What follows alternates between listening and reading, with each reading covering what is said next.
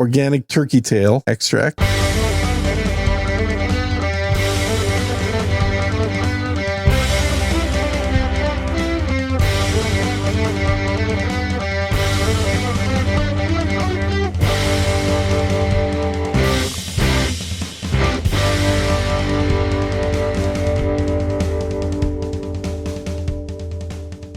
Yeah, welcome to Unrelenting, the all AI music talk all the time. That's right pretty here. good, man. I think that's one of your best songs. I'm telling you, these things sound really good when you feed it everything. Meaning, don't let it make too much of the music up. Don't let it make too much of the lyrics up, if any. Mm-hmm. Mm-hmm.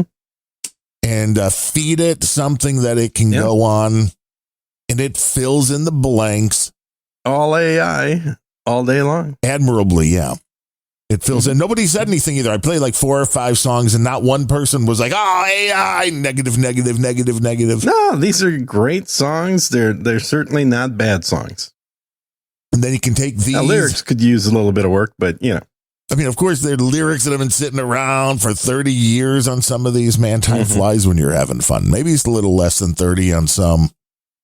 But this is it. No, and the audio of what was originally fed to it, as I told you the other day, those white microphones, I'm sure some of them were black, didn't want to be racist, depending on the color of your PC.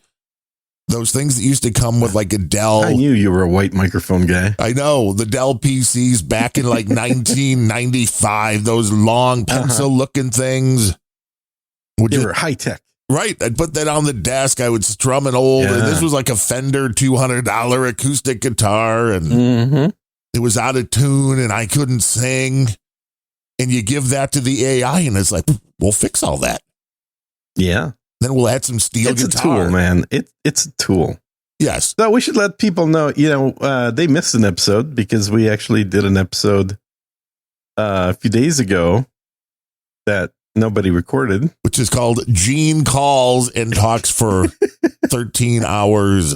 And is that it wasn't 13 hours, about an hour. Like it's but good. We did have a nice conversation for about an hour about AI music and how much fun it is. Yeah. So since we covered all that on the last episode, guess don't really need to talk about it this time around. No, until this is what the whole show morphs into is you and I going, oh, let's work on some lyrics. Oh, let's do let's create the music. Real-time AI music production. And the beauty is they don't need the end producer listening doesn't need to see the interface. Yeah. Most of it is audio, which makes it actually kind of perfect. Especially for blind people. And I haven't even tried out the cool stuff yet, which is take your song and then add whatever track you want. So you can add a guitar track and sure, you could put it in whatever portion of the song you want the guitar solo and it will make one up for you. But you can also make up a lot of different ones that you can then go, oh, I kind of like this more. Yeah, but you can also hum it or sing it or go, and then it'll take that. It'll absolutely create the guitar sound as close as possible. Yeah. It is a technology that has been maturing in front of my eyes for the last 3 years. I mean, I know it's been around longer than that, but I've been using it and paying for it for about 3 years, and it is great to be there and watching on its foundational growth, because like everything else, and we've talked about this before, like we were around when the internet was going through this exact phase, when it was maturing from something that was only used by colleges and government institutions to all of a sudden something being opened up for companies to use. And I remember a lot of discussions at the time about, is it really ethical to allow advertising on the internet? Right. The correct answer would have been no, but then that would have been the correct answer. That's correct. And that screwed everything up. I was arguing that that's the only way that it's going to grow, because that's advertising will pay for its continued growth. Little did I know how right I was.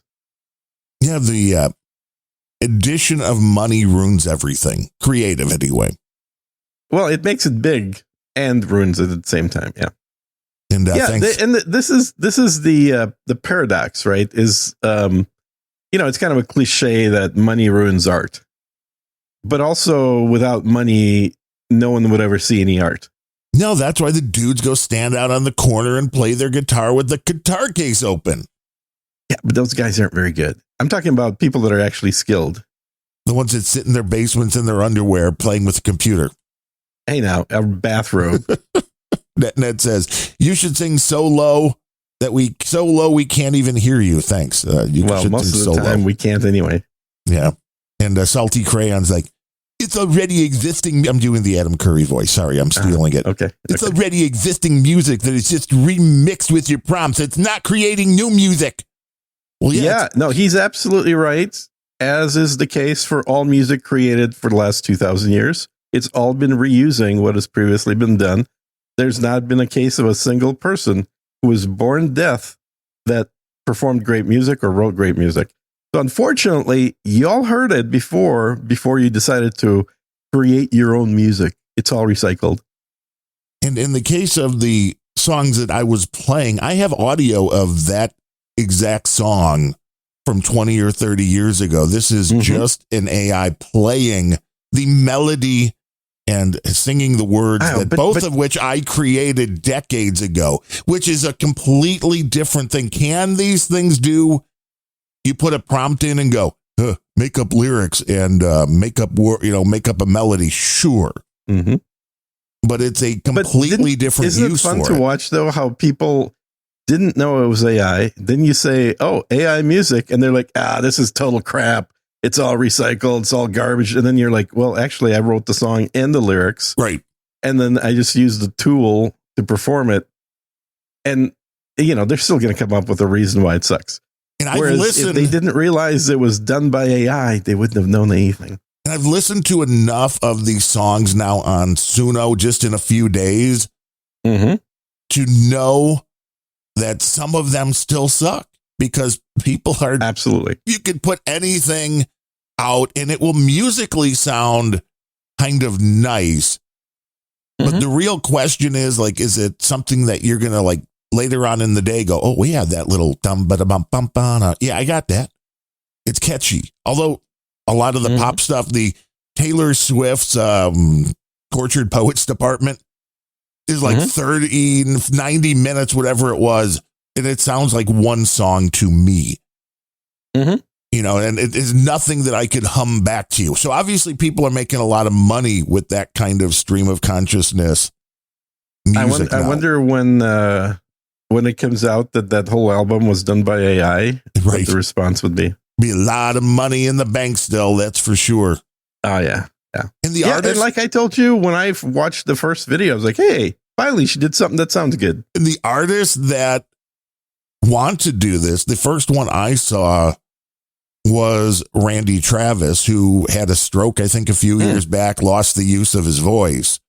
Yeah. And he still has songs that he wants to write, and he wants them to sound like he's singing them. So he's like, I'm fine with this. Totally. So now I have a problem with people using and trying to misrepresent. Now, I'm not sure how I feel about, say, the Elvis Presley estate going, let's release 5 million more Elvis records. But I don't know if you're going to be able to stop that. I'm totally okay with that as long as they don't lose that sound. True. And the same thing with Sinatra. There's plenty of songs Sinatra never lived long enough to sing. I know. And you'd like to hear Frankie sing some of those songs. Yeah. It is, the capabilities are certainly there and they're only going to get better. But I agree with one of the latest Rick Beato videos that you sent me a few months ago where he created the new artist and listening to the vocal. And I think a lot of this is because so much of the vocals are produced. Rick's eyes light up. Right. And a smile come over his mouth totally without thinking tells you everything you need to know. Because you knew you were screwed at this point because he could no longer, the early versions, I don't know if Udio was part of that too or Suno, but the early versions, He's like, his kids could tell immediately because of the artifacting in the voice. Maybe old people, it was stuff you couldn't hear because I don't think it was necessarily artifacting in the voice. I think that it's just a repetitive algo that in the early Suno days, it always added too much reverb. Always. You got to have the ultra reverb. You couldn't tell it not to have reverb on the main voice. We've listened to music and it all has a lot of reverb. Yeah, it's all based on what was trained on, right? Right. So it assumes that this is what music is it has reverb. And then I think once they started using a wider training data that encompasses a lot more different types of music, more international music, I think that all of a sudden the reverb went away unless you actually asked for it. I don't think it was a technical quality per se, but maybe I'm wrong. But I could hear it too. I don't think you need to be young to hear it. You just need to have heard enough of it, which Rick obviously hadn't, because to him it was a brand new thing a year ago. And he just started kind of, oh, what's this? Doing that kind of thing. So I think Rick would have heard it just fine had he been listening to more of the AI music. But at the same time, my contention has been that really since the late 90s, maybe even the mid 90s, music has been so processed that it sounds like music of this decade. Pick any random artist who sold at least, let's say, 1 million records. Their music is so processed that it sounds more like AI than what AI can do right now. Well, yes, and the auto tuning. I mean, again, that's what I mean by process. Lennon it's not tapes. just auto tune. Yeah. They're taking John Lennon tapes and auto tuning them before releasing them, so people will never know. Yeah. What a normal singing voice is for nearly anyone because of the alleged, we need to make it perfect, but you're not making it perfect. There's and that's the thing that even going back to the 80s, man, that this came out with MIDI. So MIDI had the exact same arguments against it by quote unquote real musicians. It's like, well, MIDI is just takes something that is analog and doesn't have an exactness to it and just tries to stick it in an exact. In fact, we had a function in early MIDI software. In fact, Mark of the Unicorn, Motu, that's what that means. Mark of the Unicorn was one of the first companies that had MIDI software out on the Mac in the 80s. And there's a function called quantize. Oh, yeah. And what quantize did is it effectively shifted all your notes so that bad keyboard playing, right, or any playing, but that you could actually align yourself to a tempo after the fact. So instead of having a metronome going in your headphones that wasn't being recorded, instead you could just play normally, but knowing that humans are never exactly perfectly gonna hit the rhythm, that you can then quantize the music so that you get exact notes, right. And it can be done to whatever scale you want. It could be to the 16th note, to the 8th note, to the quarter note, whatever. Which is why music sounds different now. Because this was where I learned it because of the perfection and because this is what the producers like. When my buddy Tom, God rest his soul, recorded all those guitar parts here, and then he had his buddy add the drums, and they took it to a friend who was a professional producer who had worked with Brian Wilson and others, and the quantizing, exactly what you're talking about. My buddy Tom was sitting there because, he had been a musician back in more like the 60s or 70s, never played with these new machines, Pro Tools and all that. And he's like, I'm watching, and the producer's like, oh yeah, well the drum beat came in 1/1000th of a second early here, so we'll just move that. And it's like, what? You can move that? Like, how? In the good old days, it was on tape and it was all on the same tape. So, you got a completely different sound because the mistakes were left. Production has been always the search for the elusive, perfect sound. And I think that there's nothing wrong with that. Like, I'm not one of those people that is going to bemoan, oh, perfection is horrible. We need more crappy sounds like vinyl records. I would never say that. Somebody else might. But at the same time, you have to admit it is different than what 99.999999% of actual humans can do on their own. And therefore, it's in its own category of music. Well, and it's amazing how many, especially country songs of a certain time period, added in the vinyl pops and clicks and hiss into as an effect onto the song to make it sound right vintage. Yeah. It's like, it's interesting what you'll relate things to. And I'm all for using every you tool see this that in you video can. too. You see this in video. This is, when you watch a raw clip from a video production shoot from a movie or a TV show or something else, it looks nothing like what you see on the screen when you watch the final product, because what's recorded is longer, right? You record before and after the piece that's actually going to get used. The audio is going to be either redubbed or it's going to have a separate audio track put in with close-up mics of the person.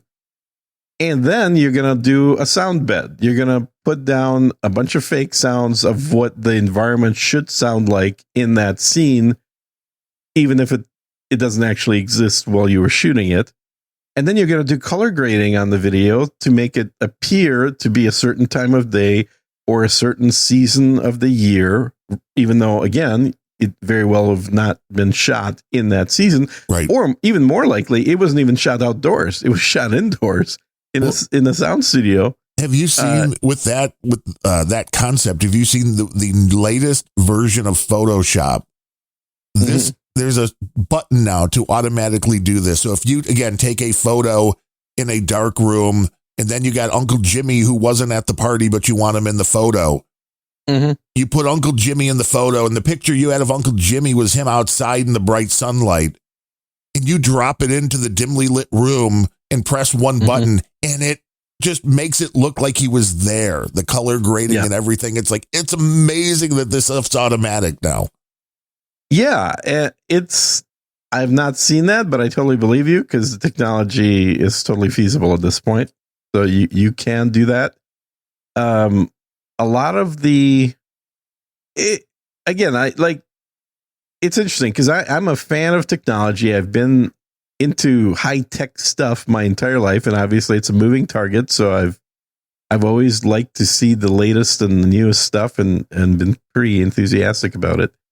But there are differences between doing photography with film, which I did plenty of before switching to digital in the late 90s. And actually, yeah. Well, and professional photographers did get put out of business by cell phones. I mean, there's no. Oh, at this point, yeah. Totally the case. Well, I sold all my photo gear 10 years ago and haven't really looked back. And, the camera on my iPhone has taken some amazing photos, including a photo at my niece's wedding, which, like she's in the advertising industry for fashion, like, New York Fashion Week, all that stuff. She does photo shoot productions, video productions of fashion shit. So the people at her wedding were all in that industry.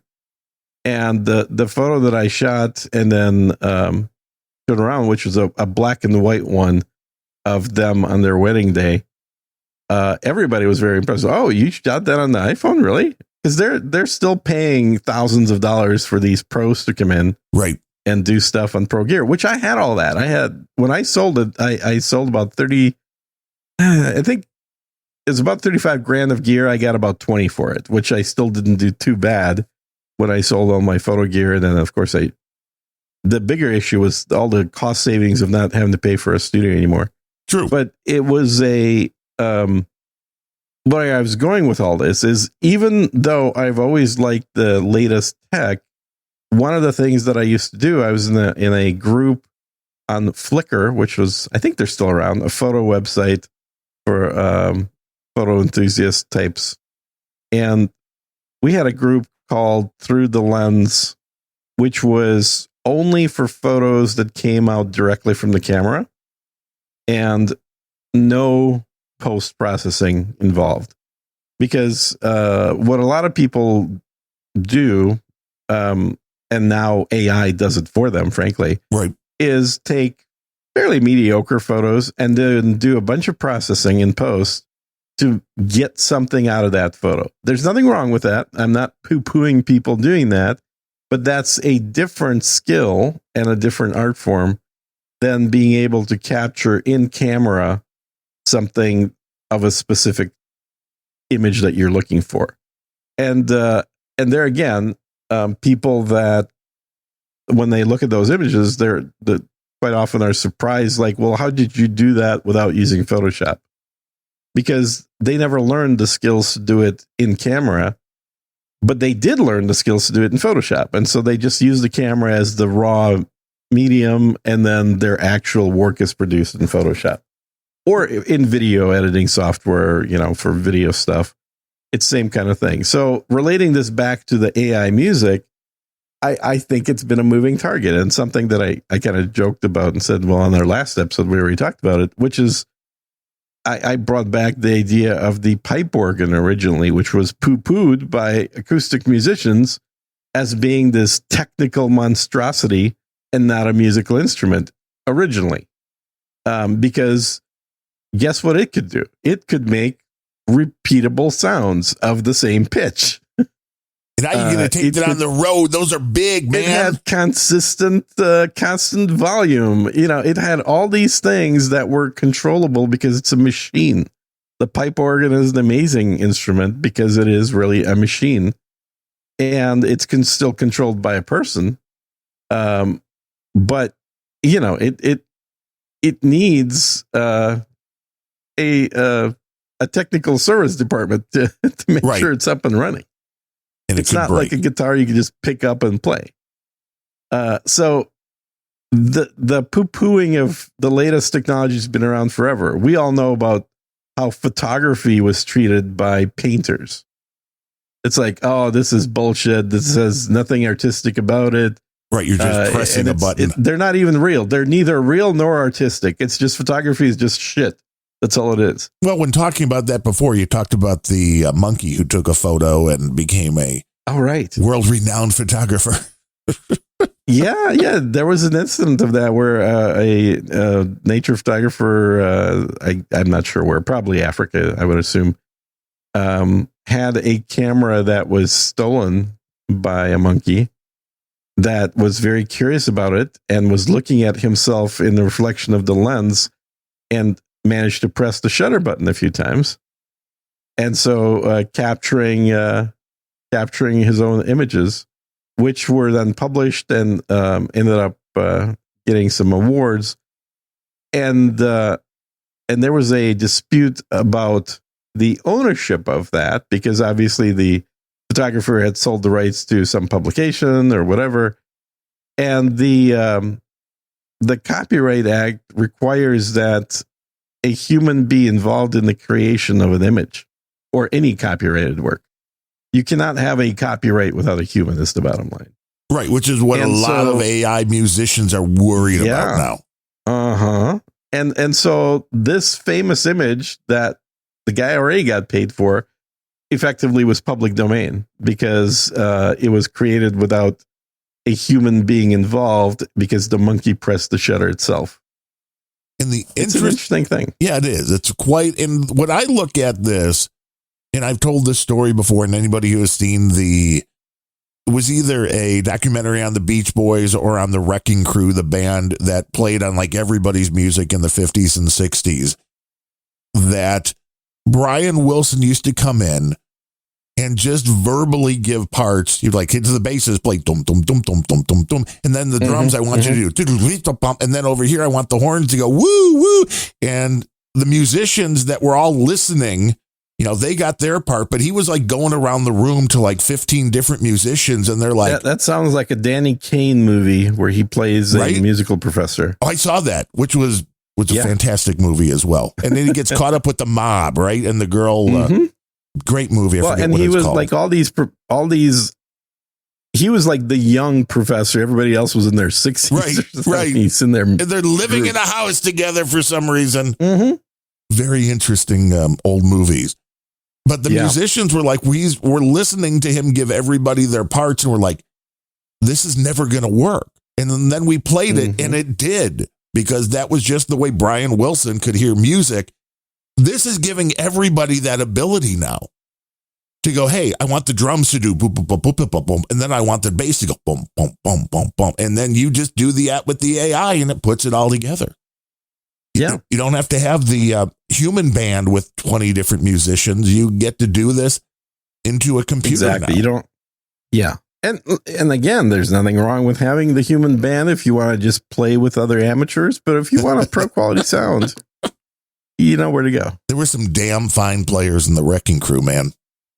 There was a video I watched where a guy, the whole video was about perfect pitch, and he had analyzed through a what do we call it when we look at sound on the like the sound waves on the like an oscilloscope or something like that. Well, yeah, but just the the audio, like if you open up a audio program like Audacity or something, and you're looking at the waveform. Anyway, so he's looking at the waveform, but he looked at waveforms of people that over the years were considered to have perfect pitch. Somebody like Caruso, the opera singer, or I don't know. There was a bunch of American singers that he listened to. Every single one of these people did not have perfect pitch.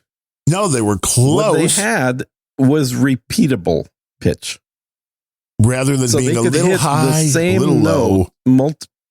They could hit the exact same frequency of sound multiple times with very minor deviation, but they did not hit 440 hertz for a C. So it's interesting because humans have always stream towards perfection, or we see perfection as a good thing. It's a goal. But we're also analog machines, and we are unable to achieve perfection. And so using technology helps us get there more. But every time that there's an advancement in technology, there's always a group of people saying, oh, you're just ruining it. It was better before. And it's like, look, don't argue about technology with me. Argue with the human brain that places perfection on a pedestal. Because all technology is human innovation creating a means of getting closer to perfection. Well, and that's why those singers sound different. People are like, oh, yeah, Judy Garland was a great singer. It's like, you're right, but she's not hitting the exact note. Well, yeah, and I'm glad you brought her up because she was one of the people in the video. Now I remember. Yeah, and so she was one of the recordings he analyzed. Somewhere over the rainbow, you look at that, it's not hitting it right on the note. And the technology now exists, just like quantizing the drum beat that was 1/1000th too early to go, well, we'll just push her up to get her there. It's like, no. And that's exactly, see, I'm horrible at telling this because you're saying stuff without watching the video that was in the video. Because what he does is he shows that waveform, he plays the sound, and then he fixes it so that it's exactly right on the frequency, and it sounds less like Judy Garland. Right. But it sounds better. It's right on key. Well, and if Judy Garland was a singer today or in the last decade, let's say, like a younger pop singer, obviously all her stuff would be quantized and pitch perfected. Right. Which is why people now, when you hear anybody play in concert without the technology, you're like, oh, yeah, that doesn't sound right. This is what's killing a lot of the live music. Or you're now realizing how much of this garbage is in the chain now in live music, and they're doing the live auto tune to. Well, not just live auto-tune, they're just lip syncing. A lot of them are. True. There's a stat I read that said that of the music performed by Taylor Swift in her concerts, about 70% is lip synced. Well, I know they have layered background vocals that are also her voice. Yeah, There's a lot. But I mean, they've got like video clips where the mouth is closed and there's still sound coming out. Well, again, because there are so many layers of vocals, which is also a something that if you're going to do on albums, I get it. But normally, like back in the olden days, then they had to have background singers that would do those parts when you went live. You know, it's not if you could only produce the music in a studio, then maybe you've gone one step too far. You know, it's like the Beach Boys. You know, you had to have everybody doing their part. Otherwise, you're like, oh, you can't be missing some of the voices and the harmony and get the same effect. Is there really a reason for musicians to do concerts other than that's the only place they make money? I think that's it. I think it is just money. Which I mean, it's not. I don't know about you. Most musicians I've met are introverts. Yeah. Oh, they would prefer not to be around a bunch of people. Yeah, which is always funny when you got the, you know, for me, I'm mainly going off of male artists, but yeah, out on stage, and then all of a sudden, you know, you're doing the meet and greet. Springsteen was like that in the 80s. I don't know if he still is, but he would be the guy on stage, bigger than life, and you would do an interview, and he'd be like, oh yeah. Very just barely said anything, was very soft spoken. I think there's something to that a lot of musicians are shy at heart. And it's like the stage, that's where they're playing a part so they feel like a different person, a different character. Yeah. But live music has totally changed within our lifetime. And I used to love going to shows. And then when cell phones came out, I now deplore going because it's nothing but a sea of cell phones, or people are bored and they start looking at their cell phones, or they're taking 45 when did they allow them selfies again? of Because themselves. I remember in the early days of phone cameras, they would not allow cell phones at live concerts. Right. Well, especially now, although I think they finally had a switch over in the music industry. I remember talking to Martina McBride's husband before one of the shows, and I was doing their web work at the time and was suggesting, hey, maybe we can do this, and that, you know, some behind the scenes stuff. And they're like, no, it's the mystery. You don't want to put too much stuff out there, which that was right at the cusp of the internet really hitting home. And now some of these artists basically live all of their personal moments, everything behind the scenes winds up online. And it's like, I think there is an overkill. I think there is an oversaturation, but we can't go back. Well, how much are they putting out versus how much is put out by people that are just filming them at a concert? Well, that's also, I mean, for now, like Taylor Swift, you could find full concerts being streamed during, you know, it was in the nosebleeds on a Facebook Live account or something. Well, but yeah, that's the issue. But it's kind of like the old bootleg tapes, right? Yes. And somebody sneaks in the recorder that's they're using a one microphone setup to record. Oh, I'm telling you, way back, how many seats back? Some of those guys and gals were freaking geniuses because they were able more times than not to actually get a quite listenable recording. I mean, some sucked, but there were some people that were like artists that knew the venues, knew exactly where they had to stand, how close to a stack. And back when I was in high school, there was a Springsteen fan magazine that I started trading tapes back and forth with. And there was this person in England who just had like some of the best sounding tapes. But this was, again, before the internet. So if you wanted to get live audio, you couldn't just turn on the internet and download it all. There was no archive just sitting there. And people were very clannish. I mean, the better tapes they held, it's like, well, you know, if they didn't know you, they weren't giving you, because there were people making money. There were people still printing up albums and then CDs and then videos. I remember going to all these old, well, not old, but back in the 80s, the record shows that would be at the, you know, the Holiday Inn and the banquet room. And sure, there were people selling regular stuff, but then you'd find the people that just had cassette tapes of live shows or VHS tapes. And you could tell it was like a dub of a dub of a dub of a dub of a dub. Oh, that's the worst. Uh-huh. But now AI can clean it all right up for you. Yeah. Which is either good or bad. It sounds better, but it's still not what the original was. So even though Jack White is a crazy liberal lunatic, I like his concept, which is they give everybody these locking bags as they walk in. You put your cell phone in the bag and you don't get it out until you're leaving the venue. Right. So it's got like you have to rip the bag apart to get it back out, basically. Yes. And I don't think it's very easy. Like a sticky tape seal kind of deal. There's something that locks them in that keeps people. And I think for some artists, they'll do a thing like, okay, we're doing 2 more songs. So I'm going to let you open the phones and, go do your thing for the last song. Go crazy and take your little videos. I have to admit, I've never understood why people want to record a song or video at a live event, because it sucks. It's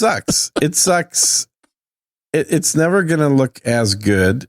And generally, you could buy a nicer version of it because there's somebody professionals already recording it that has a contract. Right. So why I would want to record something on a phone? It's a weird thing. Or even if I was like trying to be sneaky and I brought in stereo microphones in my shoulders, or on your baseball cap jacket or something, or baseball cap, whatever. Like, well, it helps to be tall too. You can't have people blocking the sound waves, man. Oh, that's a good point. Yeah. So maybe it wouldn't work for me at all. But it's just the idea that, like, why do you need, and what it usually is about a minute of the stage being recorded by a shaky hand, flipped then to a view of a girl doing a woot with her arm up, and then flipped back to the stage. Like, what? What the hell, man? I'm at the show. Why are you recording this? And more importantly, why are you showing up in my YouTube feed? Right. Because that's really what I want to know. You're like, just enjoy the concert. You're there. Listen to the music. Exactly. Although it's all probably overprocessed, and you don't go fishing in order to take photos of you holding a rod or reeling in a fish. You go fishing to catch the damn fish. Well, and this is the interesting thing. I think we talked about when Bob Dylan got caught using the auto pen to sign his really expensive biography. And it turned out there were only 6 different versions of the signature. So as people started posting them online, they realized that these signatures were exactly the same, which is what you're going to get for any musician that lip syncs. Yeah. You have a real problem because once people put 2, 3, 4 concerts together side by side and goes, oh, these are like exact. I also don't have a problem with lip syncing. As long as you created or you were involved in creating the original, who cares? Well, I think you should present it, though, instead of as a concert, as a show, a multimedia experience, something like that. It is a multimedia experience because you sure as hell weren't jumping around in a leotard in the studio when you were recording the audio. I mean, that's how I imagine Taylor Swift doing it, but that's just me. I always imagine her in a leotard jumping around. So, I mean, I'm sure you do, but she's actually wearing sweatpants and a non-tucked in shirt, holding a coffee drink in one hand and a cat in the other. That's usually how she records videos. Maybe 2 cats. I loved one of my favorite all-time musical experiences was in a little bar in the Chicago area here called Fitzgerald's. And it was Jack Ingram. Does that be an Irish bar by chance? Could you believe an Irish bar in Bridgeview, Berwyn, Illinois? And they have a lot of, more avant-garde, smaller artists. We saw Charlie Robison there, God rest his soul. But we saw Jack Ingram there, who's a good Austin guy. And this was before Jack went all corporate country. He was very much in that troubadour kind of thing. And he did a tour called the Acoustic Motel Tour where he came out and did all of the songs while sitting on a rickety old bed with the backdrop of a like cheap motel room.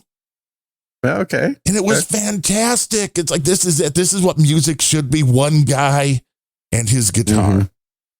There is plenty of music like that. Oh, yeah. And for me, that's Oystein Batters in the troll rooms. Like, nobody can consider themselves a real musician before you can play an acoustic instrument. And I would agree somewhat with that.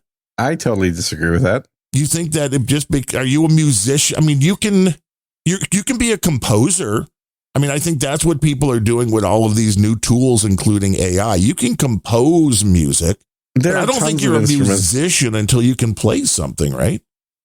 Well, yeah, but there are plenty of things you can play. Do you consider drums an acoustic instrument? Of course. It makes a lot of noise without any amplification. Do you consider electric drums an acoustic instrument? No. You play it exactly the same way. You play it literally exactly the same way. But you're still playing it the exact same way. But you still have to have the talent to play that, even the electric. Yeah, but drums. It's not an acoustic instrument, is my point. True. You can have an amplified instrument. Why don't we just say instrument? You have to be able to play with your an tools. Instrument to be a musician. You have to play with your fiddle. If you're a singer and you don't play any instruments. Well, then I don't think you're a musician. You're not a musician? You're just a singer. You're not a musician then. Oh, you're just a singer. Okay. Right. So if somebody comes out and they're just a singer, if they just sing, they can be great. There's a lot of people. Sinatra never saw him with a guitar music strapped and on. Sing, but they don't play any instruments. Yeah, I don't think. To be fair, as much as I know about Sinatra, I don't know if he ever had the ability to play any.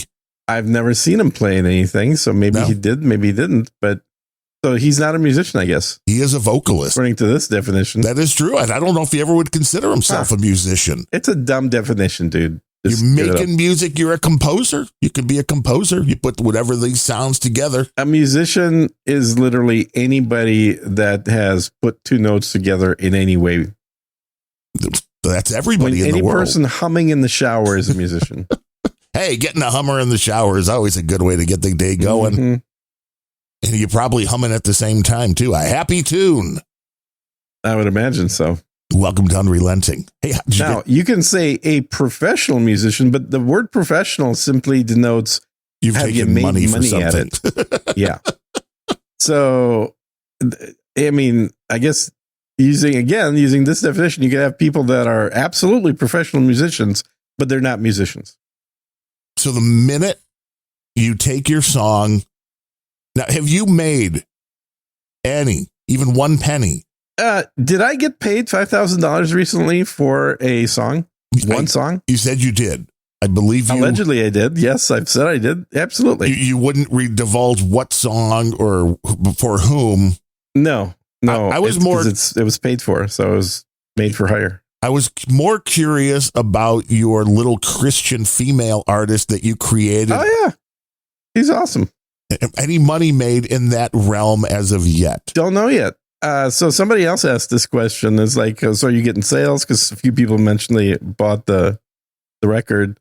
I said, I won't know for 90 days. That is the soonest that I get any statements of royalties is 90 days after turning it on. And that could be when Unrelenting is over, when Gene becomes a Christian music mogul.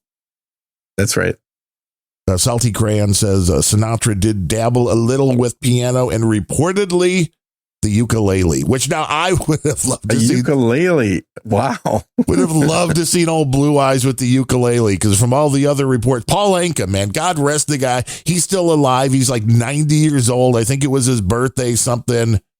And somebody asked him about Sinatra, the rumor about Sinatra being not just a big vocalist, but big. And he confirmed, he's like, yeah, I was in a few saunas with him. And he was like, it was hard making eye contact. So, and this was Ava Gardner, who also said it's not something like, Sinatra weighed 120 pounds, but 100 pounds of it was cock. So, I mean, I guess that also helps the legend. Yeah, I'm sure it helps when everybody was drunk all the time. Yeah.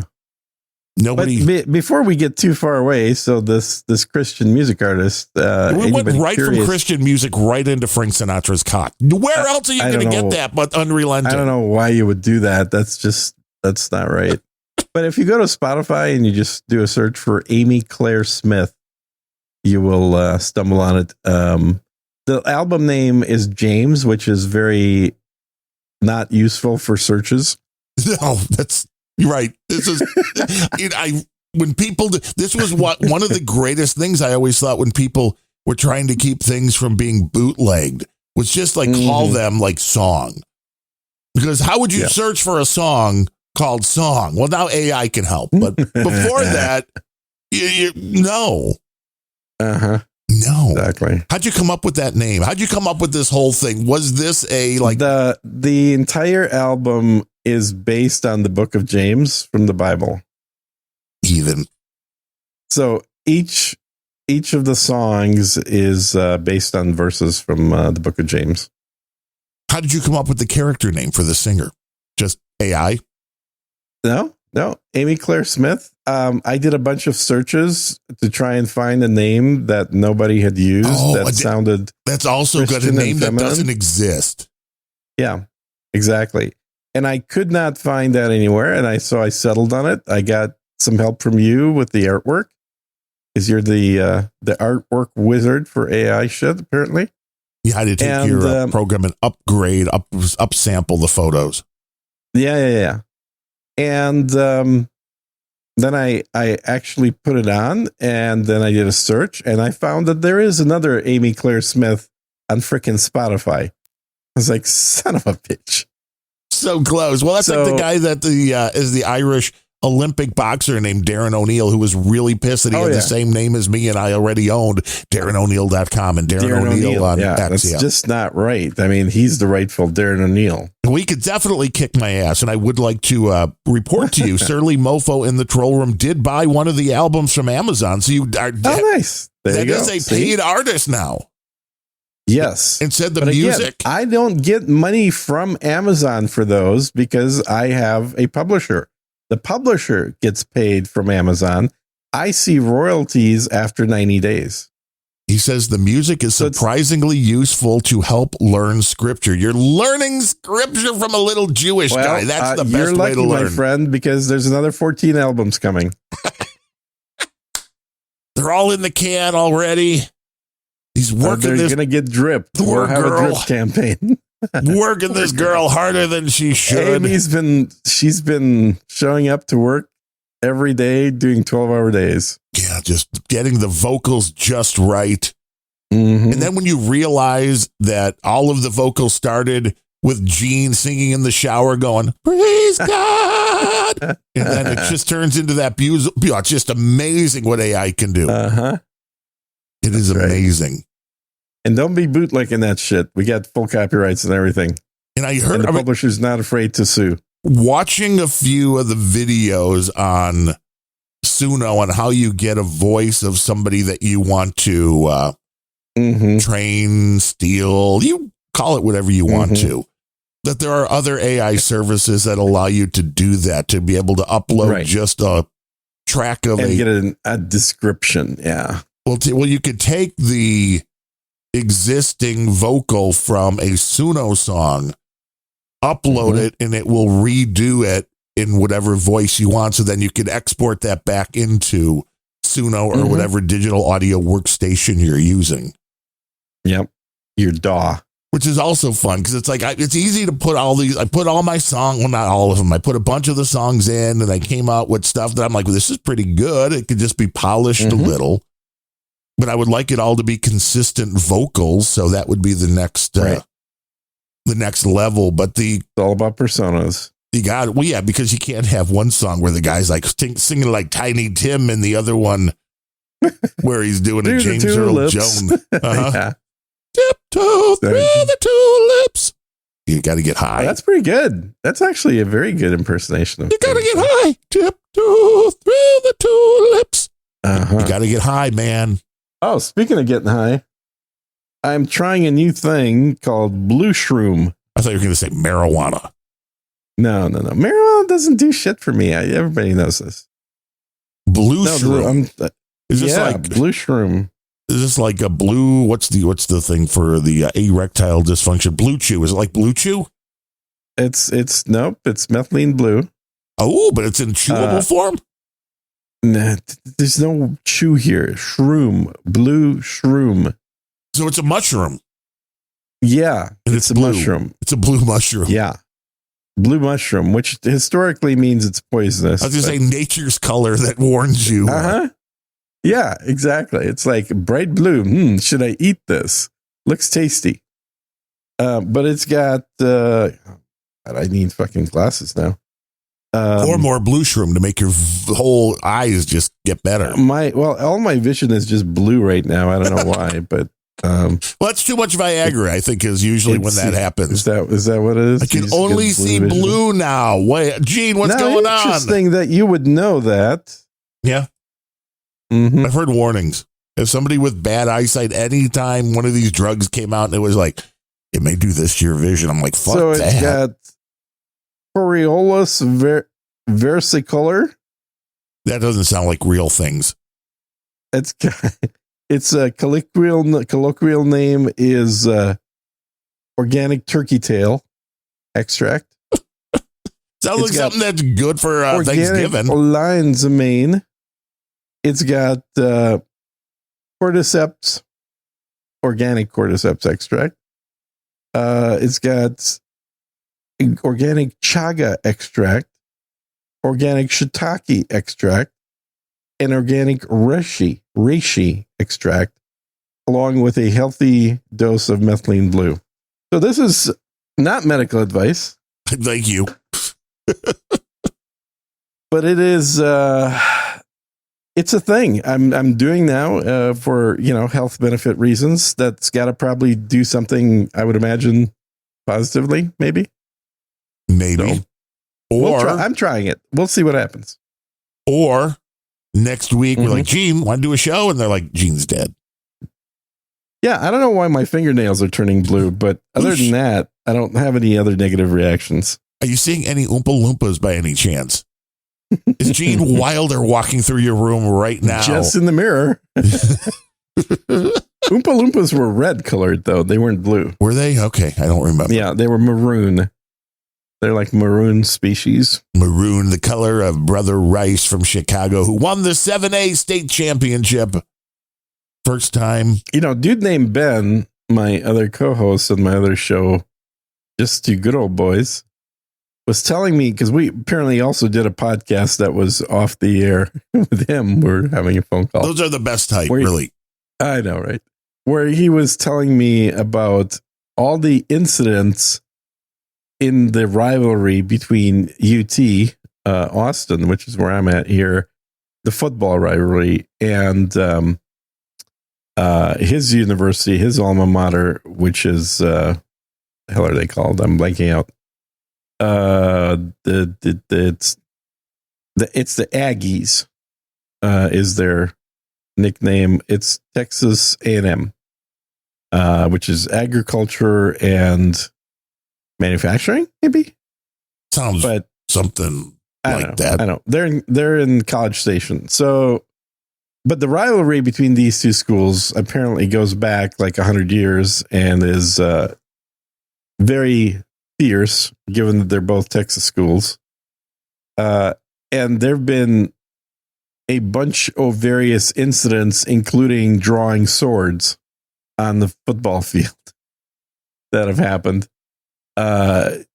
Stealing each other's mascots, shaving each other's mascots, a variety. In fact, right now, the mascot of one of the teams is banned by the other team. So each of the teams, I should say, mascot is banned. Like their mascot can't be in the city of Austin. It's banned because for its own safety, because it will get abducted here, apparently. So it's interesting to watch. I'm not generally a big sports ball guy, so it's all kind of amusing stuff to me. Yeah, I don't really follow football at all. Yeah, but I did watch the last game that UT and A&M had because Ben was so gung-ho about it. It's like this big rivalry and they're playing each other and And apparently A&M's doing really well this year. They're going to be in the playoffs or whatever, or I don't know, something. And so there was this game last weekend. So about 5 days ago, I guess, between them. And UT Austin here is in like either last place or one before last place, whereas A&M is like leading the division. And it was a total upset. Austin beat UT 20-11. And, you know, Ben's obviously cheering for his team. I don't really care who it is, so I'm actually cheering for his team as well, not the Austin one. And I'm calling him, or I'm texting him like, dude, why is your team throwing the game? Because they were making really bad plays. They were ahead initially. They were ahead at like 10-3 or something. And then all of a sudden, UT just starts to go full on beast mode, and A&M just doesn't score. It was pretty embarrassing. Sounds like gambling involved. But also, the game lasts 4 hours. Do you know football games last 4 hours? No, I've never paid attention. It's insane. Who the hell has time to watch a full game? You just watch it when it's on the highlights. That 75% of the game video is actually advertising, and the actual plays represent about 10%. Hey, but you know still, what they got down in Texas, Gene? Well, I tell you what they don't got is either queers or steers, because all those are leave the state. What's your excuse? Sir, excuse for what, sir? I'm asking the fucking questions here, Private. Do you understand? Sir, yes, sir. Well, thank you very much. Can I be in charge for a while? Sir, yes, sir. Are you shook up? Are you nervous? Sir, I am, sir. Do I make you nervous? Sir. Sir, what? Are you about to call me an asshole? Sir, no, sir. How tall are you, Private? Sir, 5'9", sir. 5'9". I didn't know they stacked shit that high. You trying to squeeze an inch in on me somewhere, huh? Sir, no, sir. Bullshit. It looks to me like the best part of you ran down the crack of your mama's ass and ended up as a brown stain on the mattress. I think you've been cheated. Where in the hell are you from anyway, Private? Sir, Texas, sir. Holy dog shit. Texas, only steers and queers come from Texas, Private Cowboy. And you don't much look like a steer to me, so that kind of narrows it down. Do you suck dicks? Sir, no, sir. Are you a Peter Pupper? Sir, no, sir. I'll bet you're the kind of guy that would fuck a person in the ass and not even have the goddamn common courtesy to give him a reach around. I'll be watching you. That last bit was just perfect. Oh, the common courtesy. Yes. Uh-huh. Yeah, but this Arlie Emery was a American institution. I mean, the guy is just chef's kiss. A genius at that type of delivery. It was perfect. You know, he was brought on that film not as an actor, but as a military advisor to try and make sure that the military was portrayed accurately. And so he would work with the director to tweak the lines that the writer wrote to make them sound more realistic. And they kept going back to him, say, well, this sounds horrible. How would you actually say that? And then he'd spit it out, in his shouty voice. And it was like, yeah, that's what it should be. That's how it actually is. And then at what point, the guy that was slated for that role, I guess, decided that, you know what? I don't want to be known as the asshole guy with all these lines, left the movie, and they told Lee Emery, it's like, hey, can you act? Do you want to do this part? And it's not like he'd never acted. Like, he was actually in, school plays and stuff. He was an amateur actor, but he's never been a professional movie actor until this movie. And I think he stole the film, frankly. Oh, yeah. Well, I think it's funny that the other actors like, yeah, this would ruin my career. I can't say these things. This is not a character I want to be known for. And you realize as the actual drill instructor that these guys, just the genius, this guy could have been easily a stand-up comedian, because this is not a bit that these guys work out in advance. It's all got to be stream of consciousness, and Arlie Emery had it. He did. But I think drill instructors are definitely a special bunch. Like they're not. There's a lot of people in the military that have plenty of experience and are great soldiers that could not do that job. It's all about being the character. Yeah, it is understanding enough of human psyche and leveraging the tools of insult Yes. to achieve a greater purpose. You're not insulting somebody because you're an asshole. What you're doing is you're breaking down that soft kind of exterior that the kid's mom created and transforming him into a tool for the U.S. government. Oh, yeah, because now you got to have a safe space. Which was literally the point of that whole movie. Right. This is, nobody learned from it because that was 1987. So rather than toughening kids up, we went to, no, you can't say mean words to me. Woo! We're going to put you in jail. To be fair, the character that was the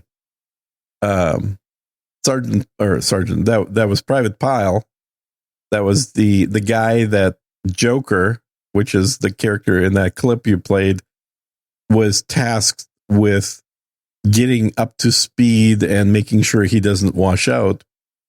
You know, spoilers for a movie made 30 years ago. 1987. Watch it again. That exactly. That character does end up doing a murder-suicide. And the idea being that this is the end result of that type of psychological manipulation that the military was doing. So they're not really presenting this as like, this is what we ought to be doing. The movie is actually presenting this as this is the cruelty of war. Yeah. Is that you're in the process of erasing that soft personality that has been instilled in somebody. What you could bring to the surface may not be great. Oh, yeah, because you should coddle the warriors. You should coddle the killers. Right, exactly. You know, that's where you want to, no, they're going to be doing things they're not going to like. They're not going to want. Well, if they like it, you have a different problem. But, you know, it's like this isn't about what you want to do. This is understanding there's a job to do that a lot of people are unable to do. So you need to find people that can, in fact, go into the fight rather than hide under the bed or in the troll room. There's a guy named Nick Freitas, which I've been following for a while and really enjoy his videos. He's a politician from Virginia, but really he is better known for his little short videos that are always very sarcastic and funny. And he's a Green Beret, so retired, but he served, I don't know how many years as a Green Beret in the Marines. And this is one of his sort of pet topics is, you know, the pacification of the U.S. military and how horrible that is. How horrible it is both for the country, but also for the men who used to gain something from being in the army that basically made them, I don't want to say invulnerable, but greatly reduced vulnerability for the rest of their lives to any kind of negative treatment or negative kind of interactions that they would have. Right. The army helped to teach them to be tough and mentally, not just physically, but both. Really, you got to have both, mental and physical. And in a lot of ways, that has been eroded tremendously.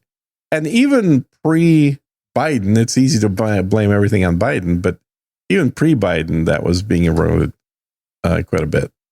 So having a military that cares more about feelings is not good for anybody.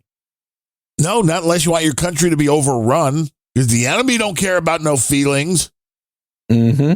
Yeah. And this is something that I think a lot of people don't seem to understand. And I had this, I think, in the last episode of Just Two Good Old Boys, which was published a couple days ago here. I talked Just about a gay old how boy. one of the differences in attitude that I have compared to Ben in the attitude towards war is I think, in my mind, war is something that arises when you have a failure to deal with disagreements between countries in a through a dialogue. When you can't come to understanding through negotiation and through diplomacy, you arrive at war. And when you arrive at war, your goal should be to end the war as quickly as possible. Yes. And that is something that is good for both sides, to end the war as quickly as possible. In order to end the war as quickly as possible, you have to be as brutal and ruthless as absolutely possible, because you have to convey the impression through your actions that this is something that neither side wants. And so the idea of rules of war or international law is utter bullshit. It doesn't exist. It only exists in the sense that the most powerful countries, in this case being the United States, and its adversaries, which would be China and Russia, have agreed to certain rules that they're willing to follow if the other side follows. And that means effectively that it is only because of the agreement of the superpowers do these things exist, not because there's some independent, tribunal or United Nations or some bullshit organization says something. They're irrelevant. If the United States tomorrow decided that torture was perfectly legitimate and legal, then it would be perfectly legitimate and legal. Much as it is. In fact, there's a video I just watched this morning that was done by a ex-CIA guy that talked about this topic, where which according to U.S. law, in fact, the President of the United States has the absolute right to utilize CIA clandestine operations for murder. Like, they can take somebody out legally, right, meaning by U.S. law, not international law. Every country has a sovereign right to kill other people. When you are a country, that is one of the rights that you have, right, that no one can take away from you. You get to decide who lives and who dies under your control. Now, everything else is a negotiation from that. And so where this, I'm as usual using way too many words here, but my point is that war, in order to be short, needs to be brutal. And we have been going in the opposite direction with the United States in trying to have longer wars because they're actually financially beneficial for the military-industrial complex. We got a lot of planes and we got ammo. Yeah. And in order to have longer wars, they need to be less brutal. Otherwise, the other side stops fighting. And so we end up with, instead of wars, we end up with what we had in Afghanistan and Iraq, where we were there for over 20 years, or in Vietnam previous to that, where we were there for 7 years or 8 years. And there's no winning condition here, because financially, it's better for these companies if the U.S. doesn't win. And unfortunately, that seems to be the overruling factor here, is what's good for these companies instead of what's good for the country. What's good for the country is to not have wars, because everyone's fucking afraid that we might just do something crazy. Right. This Welcome is the to the Reagan era. Right. Reagan era or Trump era. Like, people are a little more cautious around the United States when the United States has a president that they don't know what he's willing to do. Right. Keeps everybody in line, like your kids in the back seat. Yeah, back seat of the station wagon. Just got to smack them sometimes. Like, don't make me pull this car over, boy. Mm-hmm. And then when the car gets pulled over, get out and run. But the pendulum is definitely swinging the other direction. There's no two ways about it. One thing I will keep repeating over and over, because it's true, is that my buddy Roy Williams was exactly right on the mark in his book, The Pendulum, which talks about the directions and the swinging attitudes of the people, and how it's a 40-year cycle that they've found over the course of the last 1,000 years. The 40-year cycle, or it's an 80-year round trip, or a 40-year peak to peak. And that cycle, the peak of the groupthink was 2023. So we are on the beginnings of the swing in the opposite direction, and the two edges of that pendulum are collectivism and individualism. So the peak of individualism was 1983. The peak of collectivism was 2023, or prior to that, 40 years earlier, it would have been 1943. We just got to wipe all the pussified Democrats out of office. And remember, collectivism can be on the left or right. Oh, yeah. So in 1943, collectivism was a lot of countries on both sides of the war having very nationalistic movements. We got to unite against the enemy. Well, of course. And it is when groupthink dominates. It's when we are the most racist, which was absolutely the case in the United States, because we interned a bunch of Japanese people that had nothing to do with Japan. It was obviously Germany was pretty racist when it decided to kill the Jews. The Japanese were pretty racist when they were doing torture experiments on the Chinese and Koreans. No. It's collectivism always brings a dehumanization of the enemy, whoever the enemy happens to be. And of course, the flip side is whoever your enemy is, for them, you are being dehumanized as well. Whereas on the individualism peak, the worst thing you can say is that people like Barney Madoff will have a focus on personal interests with complete disregard for the interests of others. But I'll take the 1983 over 1943 any day. Probably, yeah. Or over 2023 for that matter.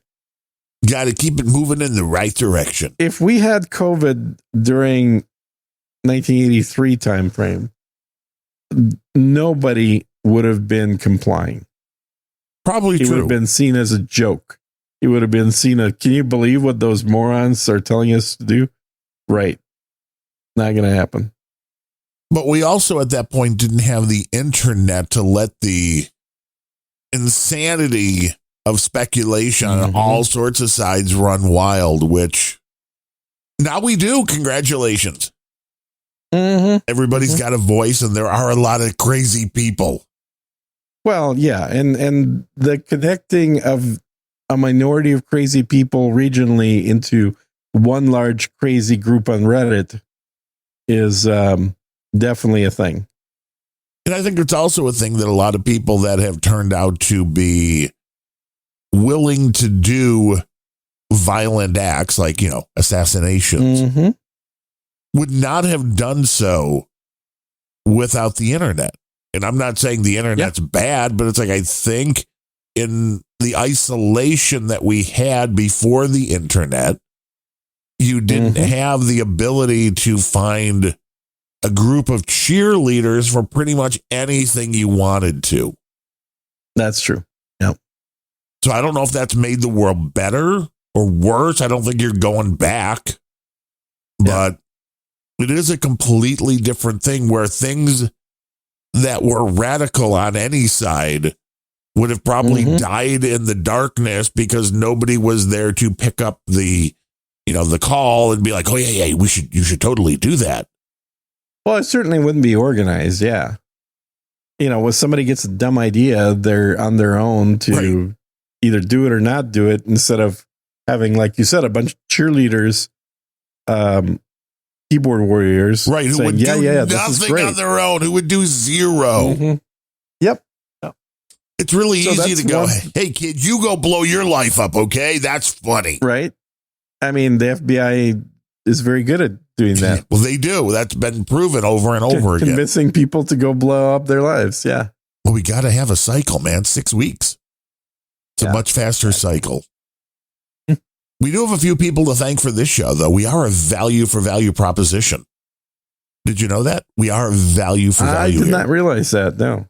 Unrelenting.show/donate. You keep recording these phone calls we have.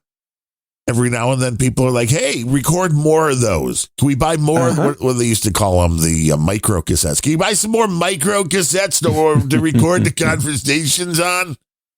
Mm-hmm.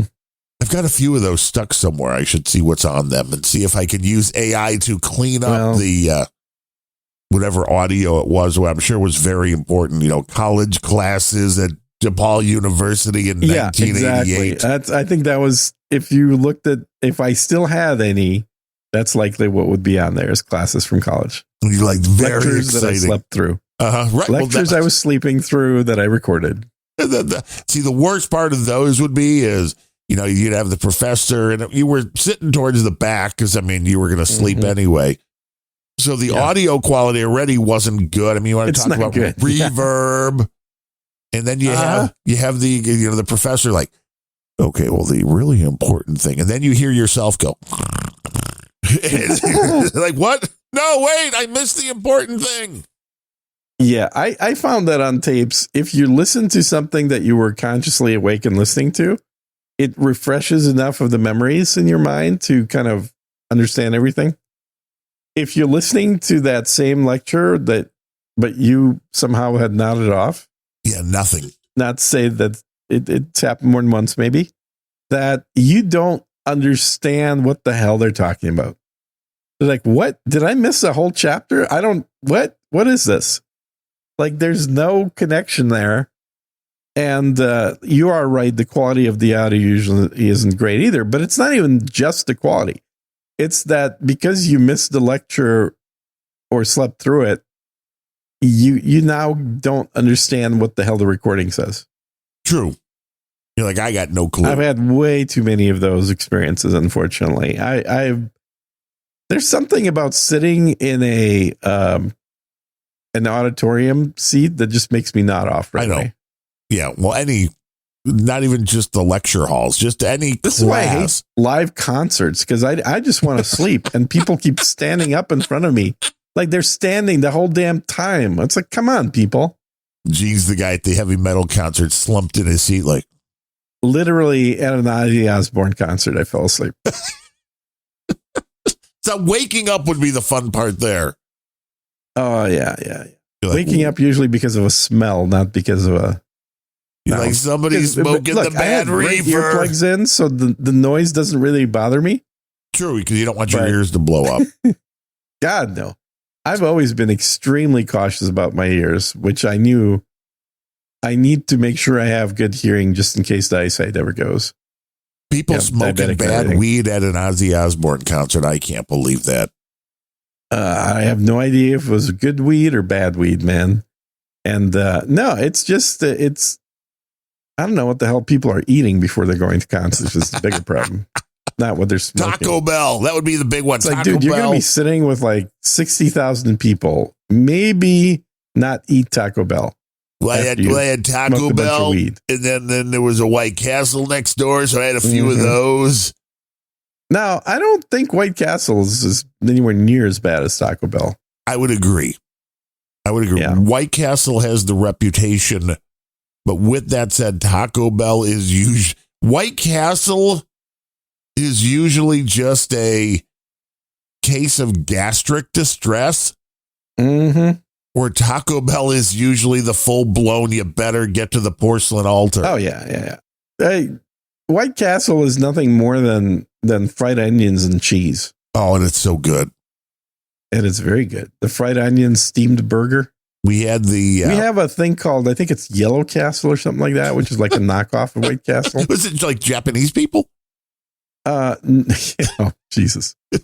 No, I think it's literally Korean? somebody that used to own the White Castle franchise, and then they canceled their franchise. Or did White Castle go out of business? I don't even know. No, they're still going.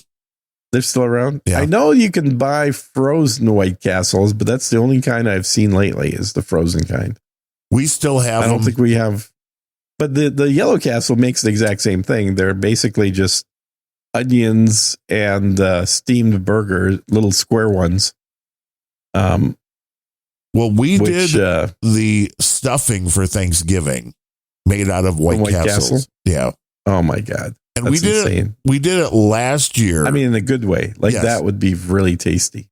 They were great. And last year we did it. We made the mistake of breaking the burgers up while they were still warm from White Castle. And that was bad because all of the bread basically just disintegrated. Refrigerating them overnight was actually way better for making the stuffing. That makes sense. It held up a lot better. And you don't even have to follow any of their directions because they're like, put celery. And I'm like, fuck celery. Celery is really good in stuffing, though. Yeah, I didn't think it was really neat, especially with we got the White Castles this year with double onion. Oh, right now you're thinking it's like the double onion. Of now course, I'm thinking you don't want to be in your house. Is what I'm thinking. The no pickle, double onion, no ketchup or mustard you gotta on have those. the pickle. How do you not have the pickle? For the stuffing, you don't use it. Really? No, although you don't stuff with pickle.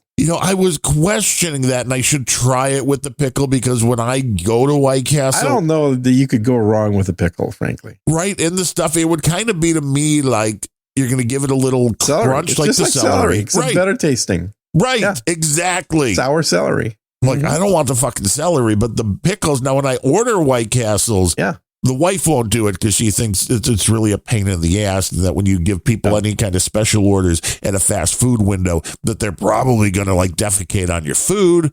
Oh my God. But I like defecate on your food anyway. That's not going to change anything. Exactly. So you may as well at least get what you like. I like to order it with double pickle because White Castle pickles are the best. They're very good. That's why I'm surprised that you didn't have pickles in your stuffing. What the hell, man? And they're like the size, like one slider now is like one bite. You put it in and the whole thing just evaporates in your mouth. You don't even have to chew. Yeah. Well, the fried onions, to be fair, will do that on their own. They'll just evaporate in your mouth without chewing. So good. But what I learned was just go get any jar of poultry seasoning. And rather than like the recipes on their site are like, take this much of thyme and this much of this and this much. No, just take any poultry seasoning you like. And just put the whole damn thing in there. Yeah. Right. Just season it enough to season the whole bit. And that's fine. That's absolutely fine. And then you just put it in a baking pan and you bake it. And it's just like stuffing. Wow. No agenda millennial says White Castles for black people. That you just provided. Yeah. I know we do. We provide cooking advice. Yeah. For your next holiday, the only White advice we Castle don't provide stuffing. is medical. No. Or financial. No shroom blue for you. No. But we definitely have musical advice and cooking advice and all kinds of things. It's good stuff. But we do have people to thank for the show because we are a value for value show. Before I interrupt again. We do value and then we have the other value so that you put them together and they're value for value. Oh, that's wild. And no message. Well, I think, okay, one message just came in from you know who, but otherwise Weenie Wawa came in with $10.80. That's monthly. Okay, nice. Weenie Wawa, very smart, doesn't use his own name. Maybe that is his name. Then C. Brooklyn came in with $10 via the Cash App. Woo! Wow. That is a $sign Ozzy Ball. OZZIEBALL. Just mention whatever show you want it to go to. Otherwise, it all goes to me. So if you don't say Unrelenting, I assume Rock and Roll Pre-Show. Oh, no, it's absolutely Unrelenting. It can't be anything else. If you don't say Planet Rage, that's Rock and Roll Pre-Show. It's Random Thoughts. It's one of those. But thank you, C. Brooklyn. He said he was playing hooky today, which is a good thing to do on a Friday in December. Yeah, if you're going to pick a day to be playing hooky on, sure. Mark Todger came in with $3.33 per show, so it's $6.66 because we didn't do a show last week because it was Black Friday, which just sounds like a very racist holiday. Did you get a lot of shopping done on Black Friday? We did get it. I did not on purpose. I'm trying to not spend money as much. Well, you got to get a job. I did buy a couple of spaceships. I do have to get a job. I know. I bought a couple of spaceships, but that was about it. Which is why I bought Suno. I was literally sitting there. Yeah. That's right. You got a good deal on that. Come Cyber Monday, I was sitting around going, is there any, because I always forget those things until it's too late. Like, do I need to renew a VPN? Is there any digital service I want to subscribe to that might be on sale? And then I remembered Suno, and I'm like, oh, Gene said he's got this, so it must be cool. Mm-hmm. Mm-hmm. And we're going to launch. Yeah, and I was even confused about what version of it I had, but apparently I did have the top tier.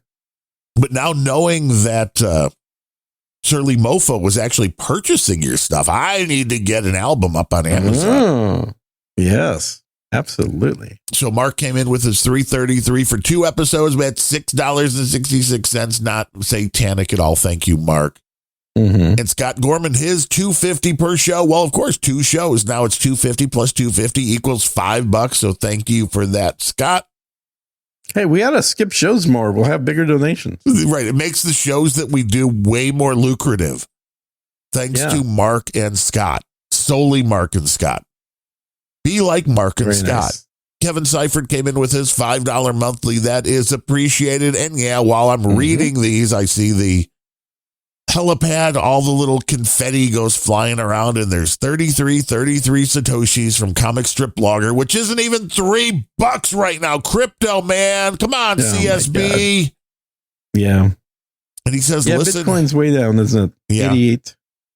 Yeah, it looks like it's down a little bit again today. It was up a little the other day. A little up, a little down. CSB says, listen to www.grumpyolddames.com. Yo, CSB. Well, you're not listening to the web address.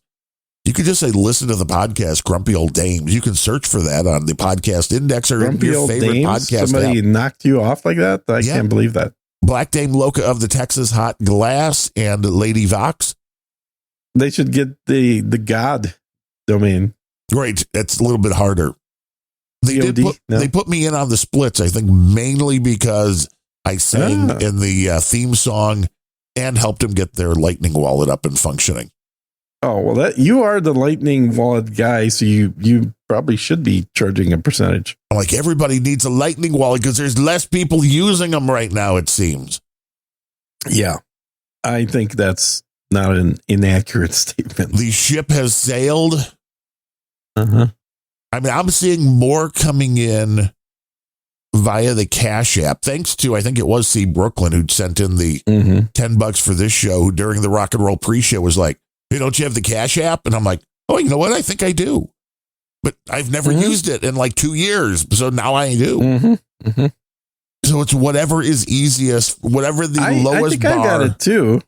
But I don't think I've ever seen anything on it. But also, I don't really publicize it. What would be nice? I never understood the point of having other apps that are basically doing what PayPal does. So I would agree, which is why I didn't use Cash App until I'm like, well, if you want to send money that way, I'm good with it. But you and I talked about this years ago, and I don't think PayPal has done this yet. I don't know why. And Cash App could do the same thing. Create an account that automatically splits into 2 or 3 accounts for podcasters. Because there's or anybody. I mean, you could have a little small business where you make boats in a glass bottle, and you got the guy drinking the whiskey, emptying the bottles, and you got the guy making the boats and putting them inside. And they might as well have a split. But for people y'all know what that's a reference to. For people that want the splits, it would be really nice because otherwise, it's a fucking tax nightmare. I know. And then when Darren sends me my check for $11.22, I think the last one was $69 for how many? We did that in August? That was half a year's worth, at least. Yeah. So like 4 months. Yeah, it's funny because it just doesn't sound like we get so few donations, and yet that's my cut. So, Well, I mean, there's like overhead and overhead. Yeah. I've got to pay a guy to steal your crypto. I mean, it's all. That's right. Well, you already paid a guy to steal my crypto. Oh yeah, the voltage guy. He did a great job. Mm-hmm. Hey, I bet you if you steal his crypto, and he'll probably want to use me, and then I can steal his crypto. Right. That's why I figured that's probably the way it works. It's like a double dog dare you kind of thing. You set it all up. Yeah. It's like, oh yeah, you can't trust those guys. We'll do it right for you. Meanwhile, they're buddies having lunch together. Gene is now a professional musical composer. Got paid thousands of dollars to create a jingle, yeah, I'm guessing. That's a true statement right there.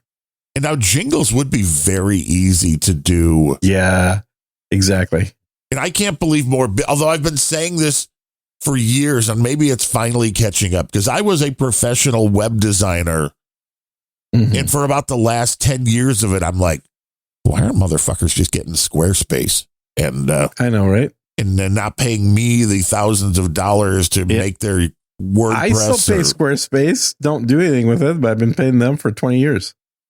And they works. Their system just updates. It never seems to crash. Yeah. And it looks nice. It's a good looking site. It's just it's a little expensive. I think it's $15 a month, which is a little on the high side. It depends on what you're doing with the website. Yeah. It's not horrible. Yeah. And it's unlike WordPress, which is what I'm using for the simplest of simple pages for the Rock and Roll Pre-Show, which is nothing but here's how you can donate, and here is the form if you want to send in a request. Well, WordPress made an update this week, which killed the WP Forms, their main forms add-in, and it just stopped working. I'm like, fuck that. They knew that was coming, though. They've been talking about that for a while. Well, you would think you would warn people that have that plugin, like, well, you need to do this, because I would have done that. Like, you need to add a SMTP server or something like that. Mm-hmm. But I rolled back to the old one. Now we'll figure out how to fix the new one. But for the most simplest of things, I sent you just to make sure our people that are using the bingo cards get some bingos going here. You got to bring up Legos. Lego. Did you watch that video I sent you? No, not yet. The $150,000 and $165,000 worth of Lego collection. Yeah. The woman, I think it is, that's in the key frame is very concerning looking. Like she might be in a militia looking to purchase some explosives to take out a federal building. Am I wrong? Her dad died, and he was a Lego enthusiast. I love that this is the new way that people say things. Like he was a Lego enthusiast. Yes. He was a self-asphyxiation enthusiast. Yeah, exactly. It makes everything sound so much better. That's what David Carradine died from, amazingly enough. Yeah, an enthusiast. So did the guy from NXS. Oh, really? Yeah. Oh, I didn't know that. Yeah. Oh, okay. It's a little club. Yeah. It's the club where the members keep dropping like flies. Yes. Mm-hmm. So I mean, we'll certainly watch this. I have to. Well, the wife, I would want her to see that more than the crazy Lego people, but I guess you haven't watched it yet. No, and I know there are crazy Lego people. There's a guy that creates his own stuff. I think he's in Germany that has a Lego channel on YouTube. Big surprise. But the interesting thing is he creates everything himself, and he creates these huge cities, and he runs the wiring under the table and drills through. So everything, well, not everything, but the things that should be lit up are lit up, including like the fire truck. The lights go back and forth. You know, they flash different color. I mean, it's beautiful. I've seen guys doing that with miniatures that are not Lego, but just like, toy railroad stuff. Oh, Neil Young, I mean, big into the toy railroad stuff. Oh, really? Yeah. Old shaky lights who and else play. Was Mr. Rogers. Really? Oh, yeah. Won't you be my neighbor? Hi, neighbor. Did you see the video of him singing with goddamn, who's the singer? He's the Michael Bublé. Black dude from the 70s. Isaac Hayes. Nope. The guy that did Shaft. Stevie not Wonder. Him, no. Nope, not him either. Michael Jackson. Barry White. The rock and roll guy. Rock and roll. Like, Chuck Berry. Not popular music, more like, Come on, trolls, play along. wild music. Wild Music. black guy, Yeah. wild music. Good on the guitar. Sly and the Family Stone. Jimi Hendrix. Yes, Jimi Hendrix. So Mr. Rogers was playing with Jimi Hendrix. Jimi Hendrix Which has never immediately been made known me as think, much of is a this vocalist. AI? Would you Is this think? AI? And it turns out it's not. It's just a different kind of mashup. No, he was a guest on Mr. Rogers' Neighborhood. In Mr. Rogers' Jimmy- neighborhood. Jimi Hendrix. Is it true you have an electrician coming today? I do. I mean, it's good. You're down to the last 20 We're minutes going of the to show. wire up a toy train set. Well, somebody's got to do it for the snake. I know, right? Snake's Yes, like, I have an electrician. Jesus Christ. I knew you were going to say something about it. well, I mean, that way everybody will know if we have to disappear. You're sending me in the back channel like, yeah, we might have to take a pause. I'm like, what do you mean pause? There's only 20 minutes left in the show. How much of a pause can you take? A 20 minute About pause. 20-minute pause. I'll just put AI Yeah, music in. Oh, he's not here yet, so we keep talking. But He's an Austin Yeah, electrician. So how you're like, when he opens the door, you're like, I only know steers and queers. if he's in, well, we'll find out. We'll find out. What kind of an electric problem are you having? Is this something we can talk about? I'm gonna do have a electric water heater put in. Oh, like one of the instantaneous ones. Instant ons. Yeah. I want to know how that is because we need to replace Well- ours. I've been putting it off, and I'm like, which is the way to go? Mm. We have gas now, which I know the easiest thing to do is just replace that. But Yeah, I don't see a problem with freaking gas. I don't understand why that's an issue, but No. okay. I don't know why people want to go to if you're putting in the electric one. I mean, I guess the only Well, I reason know would why be new construction wants to do that is because they don't have to pull gas lines. things might blow up. It's right Because next they to the got furnace. everything else is already replaced, right? So your cooktop is electric. No your gas. drying machine's electric. Your gas. washer dryer. No, actually, you know what? Okay, ours is. I don't mean electric. yours. I mean new homes getting built. Oh yeah, everything has to be And this electric. was like the last thing was the water heaters. So they're like, screw that. We're putting in electric only. And if they don't need to pull gas lines, that's a huge savings to them. Now, theoretically, I'm not against everything being electric because you could put solar panels on the roof. Have And you? effectively, no. But you could effectively chop down a percentage of your electric bill that way. But I do have a good friend that has his whole roof done, and his electric bill is generally under $10 a month. See, that is phenomenal, and it's because you're in a sunny area of the world. Mm-hmm. Yeah, all day long. In Chirac, a little different. You're like, well, Yeah, it makes a lot less sense there. like that was. I remember a fun as expense. a kid, see if you remember these, people had sun heated water systems. So they weren't solar panels because the efficiency was horrible back in the 70s and 80s. right? But they had these basically like radiator looking things that were a bunch of pipes on their roof to where water ran through this manifold and It heated the water. was heated by the sun. What they looked like was basically, if you can imagine a set of parallel pipes, maybe like 10 or 20 of them.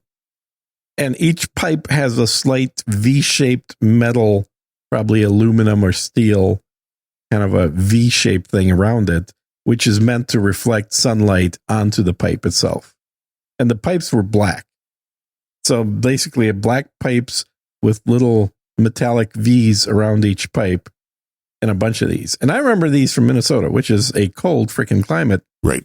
But certainly starting with late spring and going until early fall, you probably could not run a hot, a water heater if you didn't want to, because the sunlight was certainly hot enough to get your water to really nice warm temperatures. Yeah, I don't remember those. I do remember solar heaters that went over. You keep talking about that, and I'm going to go check the door. You got to let the electric guy in. And thanks to CSB, who came in with another 15 and said thanks, and then kurwa, which is a bad word in Polish. He used to tell everybody it meant thanks, but now we know better. CSB is subterfuge in action. But I guess that would be 33 plus 15. That is probably maybe $5. No, that's still not $5. 33. That'd be like 5,000 Satoshis. Close to $5. Everybody, if you're on a podcasting 2.0 app, you can boost. You can send a boostagram if you want to support the show via PayPal or other means, other nefarious means. Well, Cash App, $sign Ozzy Ball. Just make sure you mention Unrelenting, or you can go to unrelenting.show/donate. All of the information that you need is there. And then, of course, you get into the troll room for all the fun. NoAgenda.stream. When we do these shows live, Fridays, normally right at 10 a.m. Central Time, which is, of course, 11 a.m. Eastern Time. And Tom Tomsky always wants me to say what time it is over in the lowlands, but I don't know what time that is. And another 1515 from Comic Strip Blogger, providing all the content. He says, okay, kurwa, one more. Coming up big today, CSB. He does some AI music. You can find him over on the YouTubes. He is the AI archetype, I think that's what he goes by. I think we had the link in the Unrelenting show notes. They were in some of the show notes somewhere, I'll tell you that much. Because CSB, he always wants him a link in the show notes. Looking at the last Unrelenting. Oh, what great album art inspired by Gene, sitting on the beach, eyes closed as the three babes in bikinis walk right by him. I'm surprised that ChatGPT made that. They're usually like, oh no, we can't do something like that. How horrible. And CSB's music is it's a youtube.com/@CSB-music-labs. He's always playing with his flute or doing something, writing songs. I have a feeling Gene's going to have his whole house blowing up. The electricians are like, oh, we could do this. We just need to run a sprocket over through the socket with the 220 into 490, and then we'll just run it up over by there, and you got the insulation. All right. That's all you need to do. That's all you need to do. Then you can play some AI music. You can even write jingles for your favorite podcast. If anybody has Suno, maybe we should do a contest. I think I can do better AI music than Gene, even with my rudimentary guitar playing and singing abilities. I think that's the way to make the best songs with the AI tool, is to give it a place to start, give it a vibe.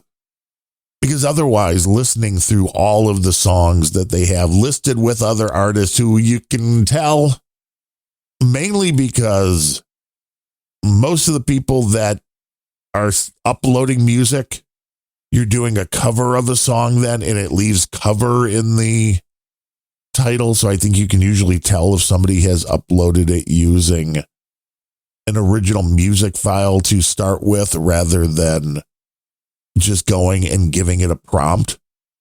But hey, if Gene can make money creating AI music, you can too. But you have to have some kind of talent. Like NetNed, I doubt that guy would be able to create any music. He does not seem musical at all. Weirdo, I bet you that dude could do it. I bet you he could come out with an interesting sounding record. This is where all the fun starts. When it's all AI slop over AI slop, doing more AI slop. All right. And then you add You still talking? some more. What?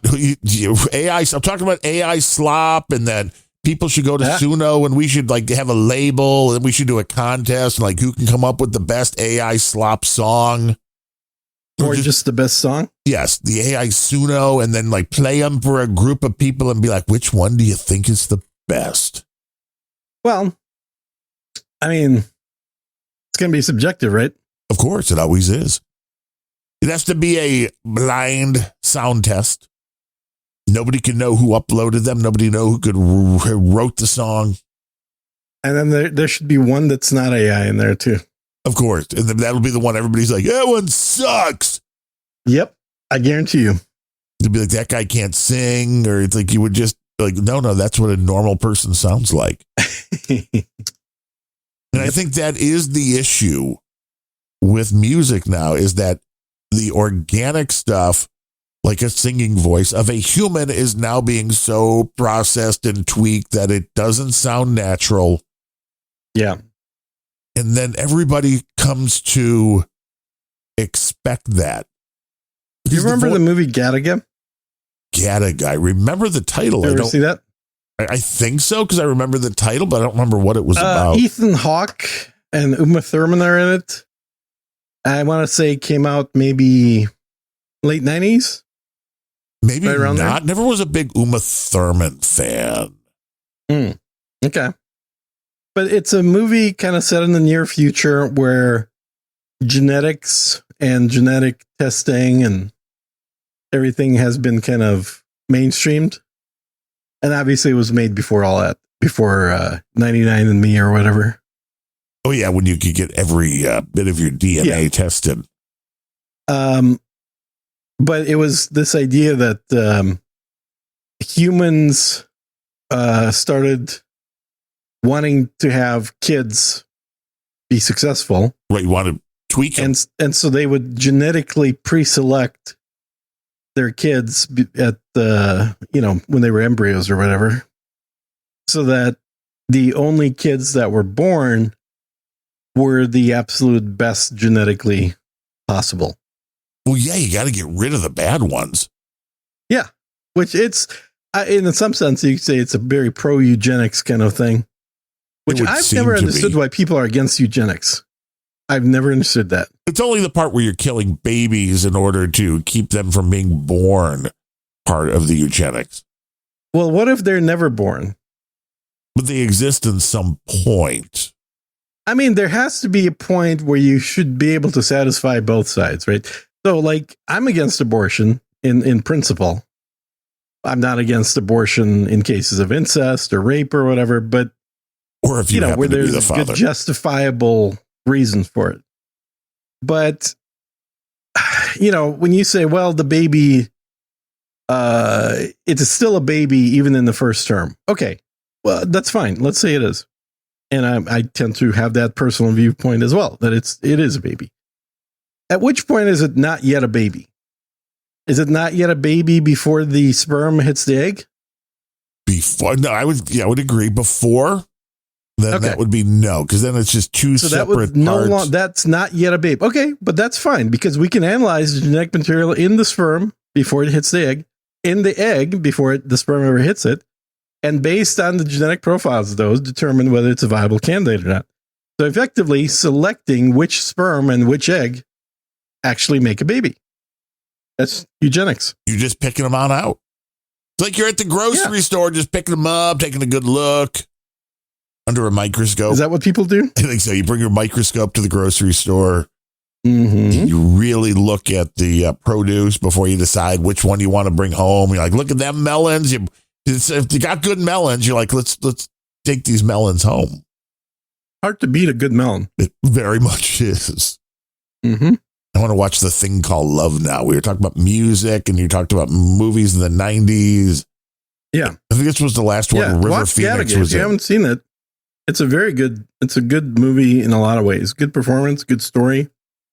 Let's see. I think I have a DVD of A Thing Called Love, because when you start these old movies, and this is where the whole streaming thing breaks down. Mm-hmm. Thing Called Love, 1993, River Phoenix's, I believe, last movie. And Amazon wants you to rent it. Apple TV wants you to rent it. Mm-hmm. It's not streaming for free anywhere. Well, you got to pay for the storage of that damn thing. Right? So I pull Costs out my money. DVD and I can rip it and be like, ha ha. Mm-hmm. Technology wins again. Okay. Gattaca. Is that Gatt? Is that ICA? Gataca. Gataca. Mm-hmm. Why isn't that coming up? There's a 2 T's, right? Yeah, there we go. 1997. Mm-hmm.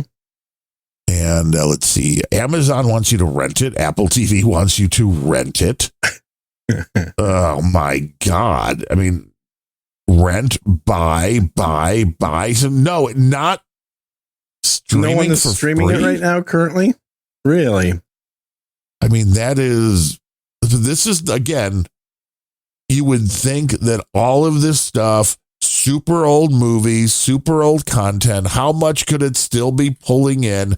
But you think somebody would be paying a few shekels to have it on their streaming service for free. They do not, which again, this is going to bring everybody right back to you should own your own damn movies. At the very least, have them downloaded onto your machine so you can watch them whenever you want without paying again. Renting for $4 for a movie that's that old. It's like, do it anyway. It doesn't matter how old it is. It's the quality of the movie, and old movies are generally better than the new slop that's created these days. with AI, that's right. But also, I mean, I understand there's a way, a torrenting way to download things. I don't know what you speak. I've heard about it. Somebody has talked about something called piracy. Mm-hmm. And Dug It Up just posted Gattaca is on YouTube. Pyrocene. I think I take that as one of my supplements. Okay, now there's the show title. It's the Pyrocene, Gene's favorite new supplement. And Dug It Up just posted a YouTube link of Gattaca, the whole movie, 2 hours and 5 minutes. So somebody there you go. uploaded it to YouTube. Yeah, it's free. Mm-hmm. But all these other mofos want you to pay $5. Have you checked YouTube movies? It's amazing how many old movies are for free on YouTube. No, I've never even considered. Mm-hmm. And I don't mean illegally uploaded. I mean like totally legitimately on YouTube in their movie library for free. This is how the movie studios obviously are making some money. Yeah. Well, because people that don't pay for YouTube Plus have to watch advertising in the middle of it. And I do, I wouldn't. It's just, I mean, YouTube is just like any random movie being on network television with commercials. That is awesome. First of all, this movie touches me deeply. Ooh. Oh, well, there you go. Now I want to know if the thing called love is on here as well, because that was a great flick. YouTube movies, I think it is. There you go. Hour and 27 minutes long. There it is on YouTube movies and Gattaca, TV. The name of the movie comes from the DNA from the nucleotides. And I don't know if it was that link, but one of them, Dug It Up, says the audio is all left channel and the text is a mirror image. So maybe that was a different upload, but it appears that the thing called love is on here, and it looks like the Paramount thing at the beginning looks good. So if anybody wants a fun movie about songwriting to get you involved, there's 0 comments. How sad. That would get you involved in getting some songwriting done. The thing called love. River Phoenix before I can leave a comment. You just wait. His impending demise. And Sandra Bullock was in it as a songwriter girl. Really? Sandra Bullock. I used to like her. Yeah, early on. She played Linda Lou Linden. Dermot Mulroney is in it, and the female lead was played by Samantha Mathis, who looks like she's still around. She plays Miranda Presley, no relation. And River Phoenix is singing. Yeah, YouTube movies, thing called Love. Bookmark it. You want to watch it. It's voting has been disabled. What? Oh, come on. We want to comment. Maybe people want to comment about River Phoenix and his untimely demise. Possibly. There, I'll leave a comment. Yeah, just for you. You're a fine human being, Gene. Has anyone ever said that? Yeah. No. You don't care what everyone else says, huh? No. Okay. Well, and it's got line dancing, so of course you'd like it. And yet another, this is now, let's see, they're doubled up. The main character chick looks kind of dopey. In which one? Got a dopey looking face. Well, that's... So we would call that retarded back in the day. Now the third 1515 after the 3333 from Comic Strip Blogger says, tell Gene to watch Pluribus on Apple TV. It is about mRNA alien virus. Yes, I've been meaning to do that. I haven't started watching it, but I did resubscribe to Apple just for that, and I still haven't watched it. So thanks for the reminder. We'll get that done when you get your electric heater in. You're going to have warm water again. I've got warm water now. Watch you take a nice hot shower with your snake. Yeah. No, the snake does not like hot showers. Only cold showers? Doesn't like cold showers either. It likes nice tepid water. I get you.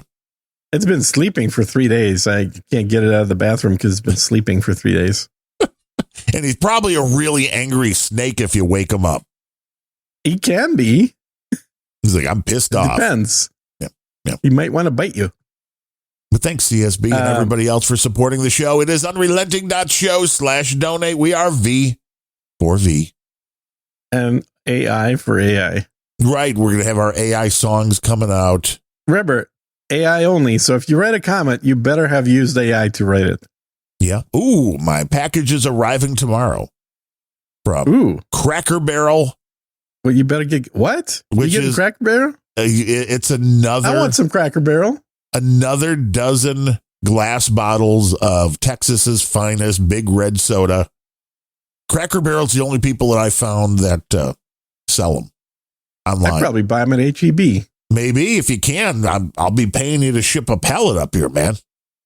It's Big Red Cracker Barrel for that. Big Red soda in glass bottles. I think they were made originally. Maybe still are. Was it Waco? Yeah. It's used real sugar. I know they're so good. It's the first time I bought one case of this like a month ago or so. How do you drink that stuff? Oh, it is so good. Yeah, of course HEB sells it. Naturally, they sell it in the glass bottles. Yeah, that's what I need. $2.06. Big Red bad. soda glass bottle. That is not bad for even your pricing by the time with real sugar. Oh, it's so good. It is so good, and there's caffeine in it too. So you get a little caffeine boost. But it is my all the food coloring soda. You may want. Maybe. 38 grams of sugar per bottle. It is my favorite soda of all time. It's got red number 40, which is your favorite. I know. Originally found it in French Lick Springs, Indiana. Now I can only get it out of Cracker Barrel or Austin, Waco, wherever it comes down from Texas. Uh-huh. But that'll be good. I'm hoping. I mean, since it is 24 it's also today, SNAP eligible. We had single digits yesterday. Got down to 4 degrees last night. So I'm just hoping the glass bottles make it. Ooh, yeah. That may. Now, HEB also has their own version of it called Wild Red. Oh, wait, you even have generic Big Red? You're so lucky. Yeah, we have generic Big Red. You are so lucky. Take it with the methylene blue and you're going to piss green. That's the beauty of it. Mm-hmm. Piss green? Yeah, you probably. If you stay on the Mighty No Agenda stream, I think you're getting podcasting 2.0 today. I think so.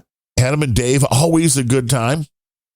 Tell them we said hello. You know, they sell it in cans too, dude. You get a 24 pack of cans for $13. Do they have is it the real sugar one in the cans? Yeah. Yeah, real sugar Big Red. I'll have to look into that. But the glass bottles just give you the old-timey vibe. Old-fashioned-y kind of thing. Yeah. Uh-huh. Although the first time I had it was in a can in French Lick Springs at a putt-putt golf course. And I'm pretty sure I also won a free game of zero sugar putt-putt. version of Big Red. No, I want sugar. The zero sugar chemicals will kill you quicker than the sugar. No doubt. And when you see Adam and Dave on the stream, tell them we said hola. And we'll see you we'll see yous again next week, unless Gene has a gas guy coming to the house.